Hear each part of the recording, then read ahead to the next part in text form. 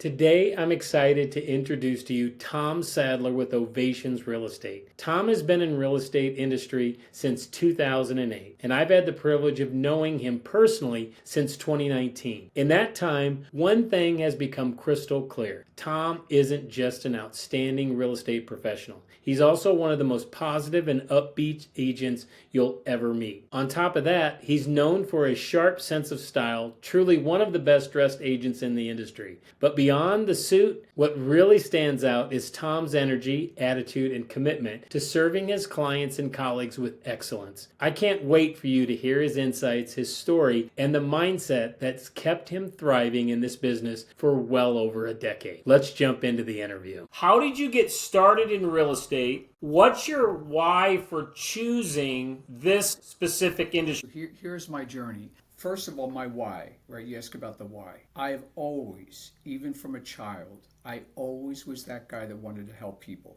Maybe it sounds corny, but that's still to this day. Help people, but also, Gary, for me to be happy. I often say to people, ask yourself this question, will it make you happy? So for me, those are the two whys, right? Like whatever I do. My first journey, my first career, I started in sales for a company that we manufactured scooters and power chairs for the physically challenged. That's why maybe you got the engineer thing. It was a mechanical. I absolutely loved the business. I named the product. It was called the Little Rascal. Maybe you don't know it, but it was really like the one. We were on Seinfeld. It was amazing. And this little scooter changed people's lives. It gave them back the freedom that they once had, but they lost it. So for 25, ended up when I retired from the company, I was vice president of sales training and development. So it was the scripting, and it was, again, what I believe when I believe so much in something, right? It's just, you can't not sell it, right? So I helped other people do the same. So I go back to being happy. When I started not feeling happy with that work, although I made great, crazy money, I had tremendous respect, I had an amazing team of people. The government was getting into it, was red tape. It was like, this is no longer for me. Gary, I had no idea at that point really what I would do, but I always knew whatever I decided to do, I would be, if not the best, one of the very best at it. So I did some consulting for a bit. My brother-in-law was a developer, but real big in commercial real estate. He built commercial buildings and communities, housing developments, all of that. So he said, Tom, with your skill set and mine, he said, if we partnered, we wouldn't fail. So I said, let's give it a shot. Get my license. I'm figuring I'll play with it. I didn't necessarily have to work. It wasn't, and it was a great time too, Gary, because it was 2008.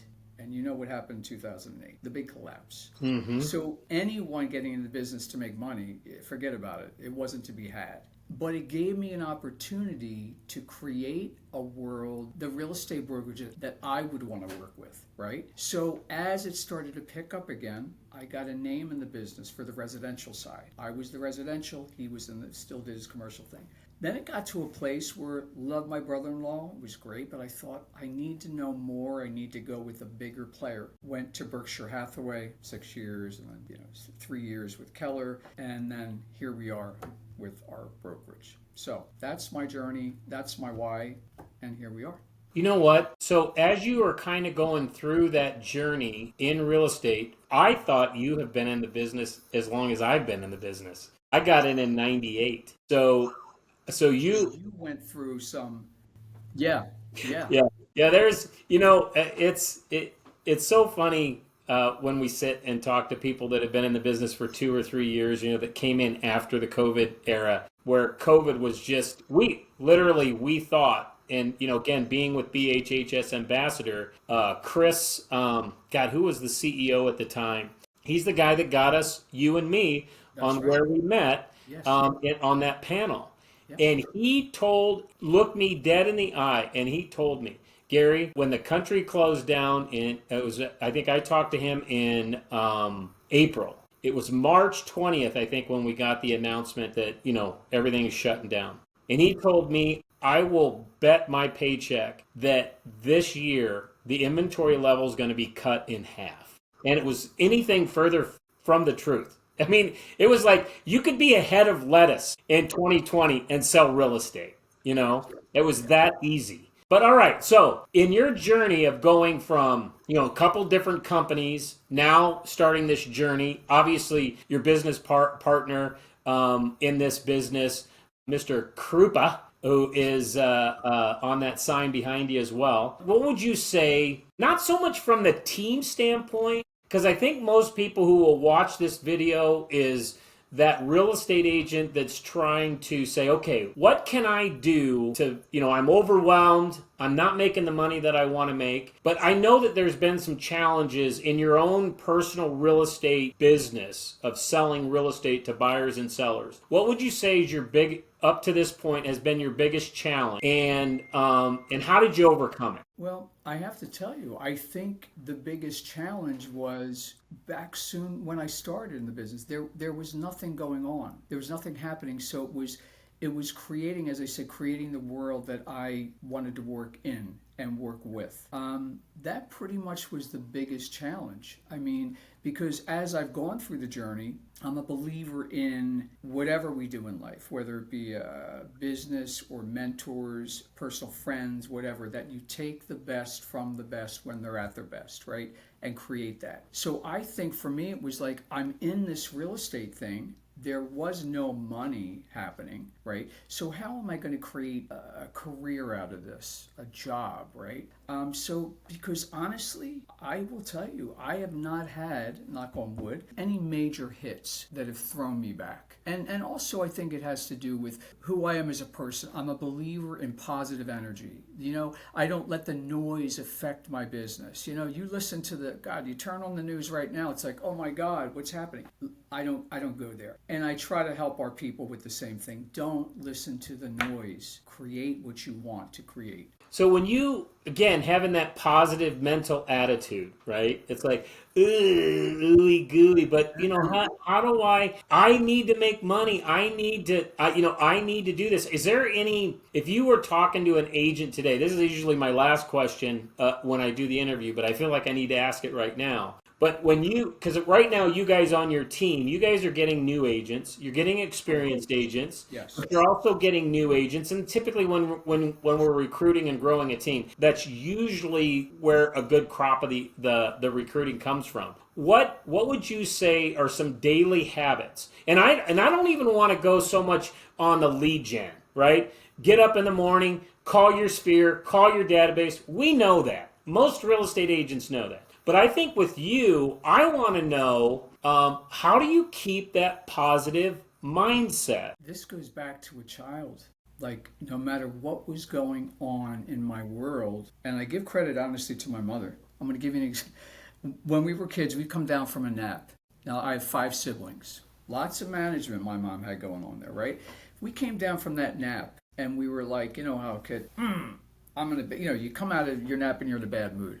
Mom would say, come here, Tommy, give me a hug and a kiss. When you can come down the steps with a great big smile for Mommy, I want you to come. So go back. So I knew if I wanted the world, whatever was going on, right, I had to put out this thing. And I have to tell you, if you put it out enough, you push it out, you feel it. I feel joy. There's a book, I don't know if you read The Book of Joy, Dalai Lama and Desmond Tutu.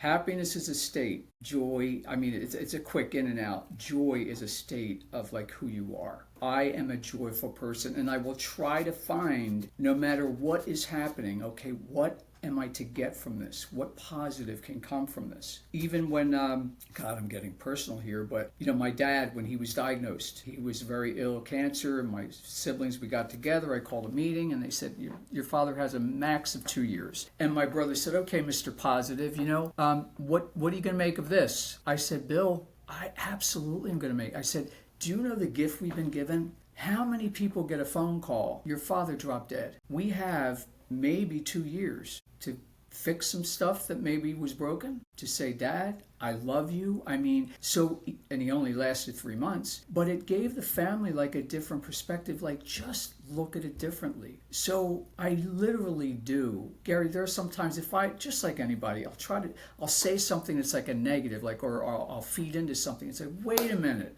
I stop myself in my tracks. No. reverse. I've got such an abundance. I'm always about focus on the abundance. We all have lack, but let's focus on the good stuff. Mm-hmm. You know, funny story that I want to share with you. So there was years ago, when I was working with Floyd Wickman, who Floyd was famously known for the Sweat Hog program and helping real estate agents grow their business. And I went to work for him for 4 or 5 years, and we usually have quarterly events. Again, I came from the restaurant business to get into the real estate business. I didn't go to college. I know, hard to figure out, right? I mean, he's like, God, this guy's really educated. That's funny. So, but from that standpoint, I didn't have any positive reinforcement, right? I wanted to be positive, there wasn't a lot of things that I had that were positive. But again, kind of the journey that we end up on, and we don't know why we're at where we're at when we're there. And usually we can't connect the dots until the dots are laid.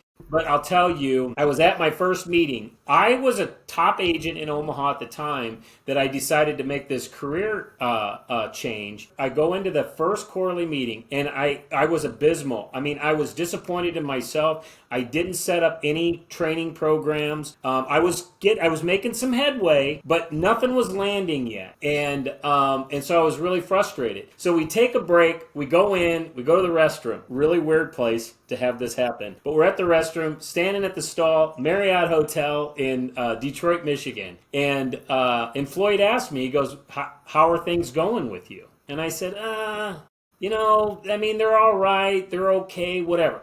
And so he's like, okay, I don't even know what he said to me. But I leave, go into the meeting, and his handler, his assistant, comes up to me and she says, hey, Floyd, before dinner tonight, Floyd would like you to come up to his hotel room.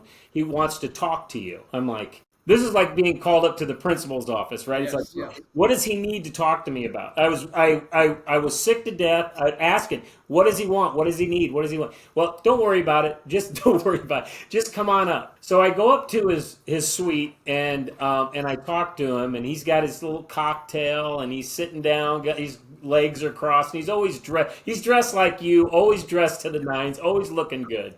Always got an upbeat, positive attitude. And he says, you know what, Gary, something you said to me earlier today concerns me. And I go, well, what was that? And he goes, well, you told me that, you gave me this woe is me story about your quarter and whatever. He goes, you're a Floyd Wickman trainer now. He goes, here's what you're going to do from this point on. Anybody who ever asks you how you're doing, they don't care.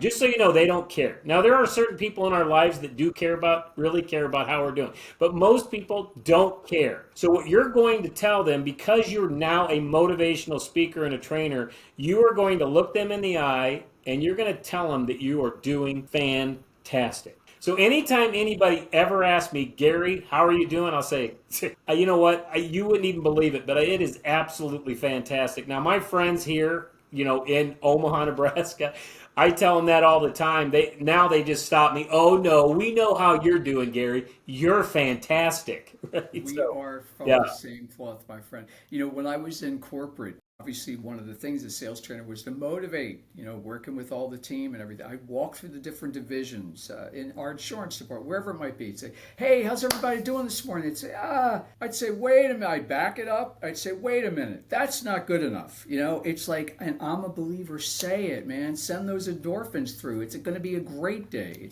It's amazing. And what a difference did that make for you? It made a huge difference. For real. Because, really the idea, I always heard this saying, fake it till you make it, which really didn't make any sense to me. But at the end of the day, it made a big, it wasn't just to students that I was teaching to be the example, but it was also to my spouse, and it was to my kids. And that was really that, being the upbeat, positive, motivational. And you know what? It's not that I don't have, challenging days and things are happening that you don't like. But at the end of the day, again, I didn't listen to anything. I didn't have really Oprah Winfrey at that time that I was doing all this stuff. And I didn't read a lot of books, and I didn't do all this stuff until I joined up with Floyd. And his mentor was Zig Ziglar. And so Zig Ziglar would say, when there was one finger pointing at the problem, there's three fingers pointing at the real cause of the problem, and so it's kind of those things. kind of a psyche thing. Get up and move. Get up and move. I always talk about you need to own the morning. If you don't own the morning, then that's your days. Just you can react or you can respond. All of these things that we can just start to recite. It's huge. It's huge when it comes to, and I'm going to tell you with real estate agents. And I'm sure you're probably getting a lot of this. That is where you spend a lot of your energy is pumping them up. They come in, a deal fell through, or they're not making enough money, or whatever. I love watching your team. You guys have done some really good recruiting and retention. When you've gone from Berkshire Hathaway to Keller Williams and now Ovations, you guys, when I see some of the agents that I worked with in the beginning with you guys and see where they're at right now, it's amazing to watch the transformations that they've had. And you know what? We teach all these things. Lead gen, have your schedule. But at the end of the day, if you don't have a good positive mindset, that's kind of the foundation of everything, don't you think? A couple things. Even when people will walk in, they say they could have had a really crappy morning, and they'll come in. It's 9:30 in the morning, and you hear someone say, "It's like, hey, how you doing? I'm having a horrible day." Again, stop them in your. It's like, dude, it's 9:30 in the morning. Okay, you might have had a really crappy morning, but you got a lot of hours left for Plenty of time to greatness. turn it around. It is so amazing, like just to change the way you think. And you talk about retention, and we are so, I can't tell you how, you can imagine how happy we are, right? That the people that have followed us each step of the way, right? And we have people that could so easily, they probably could only open their own brokerage, right? But they really, really enjoy working with us. And I'm a believer, there's a quote, Maya Angelou, my favorite quote ever: "People may forget what you did, they may forget what you said, but they will never forget the way you made them feel." I know how I feel, right? I want to feel valued. I want to feel appreciated. So I know Bob and I, we make it a point to let them know how very grateful we are for them. And I think, again, it shows, having our own brokerage now, Gary, it's been an amazing thing. And one of the reasons was we had people that would come to us and would say, we love your leadership. We love what we hear about you guys, and you're killing it on your own. Bob and I are, as you know, we're in the field. We're out there with everyone, and we make it happen. And it was, so many people would come and say, I'd love to work under that, but I don't want to be under the Sadler Cooper Realty name. I want to have my own name. So when we start looking at this, and we're thinking, why are we under someone else's umbrella? We can start our own. And that's exactly what's happened. Yes, there are people that are joining the team. They want that support, the extra mentorship. But we have people that solo, groups, whatever, they're coming aboard because they want to work with us and our energy. So Culture. I think culture, even though culture, a lot of times people don't think culture equals dollars, right? But I think at the same time, you got to be happy where you're at. I mean, being a real estate agent, you can have you can be at any brokerage firm ever, and there's a bunch of good ones out there, right? But at the same time, I think that's one of the positive things that are happening with you guys, and I can't wait to see you guys 24 months from now. And who knows, maybe Ovations is the next franchise, that when Ovations is coming into your zip code. into your zip code soon. Watch out. Yeah. All right. So tell me this. So when you look at your day and you're owning your day, you're owning your week, you're owning your month, what are some habits or routines that you have? One, to keep you positive, right? I mean, because again, it's you got to keep positive coming in order to get that positive result going out. So is there any habits or systems that you have right now that make that happen? Other than, I will tell you, I'm a believer in, anyone who knows me, I'm a foodie, love to eat. So in order to eat as well as I do, I need to work out. So I wake up early in the morning.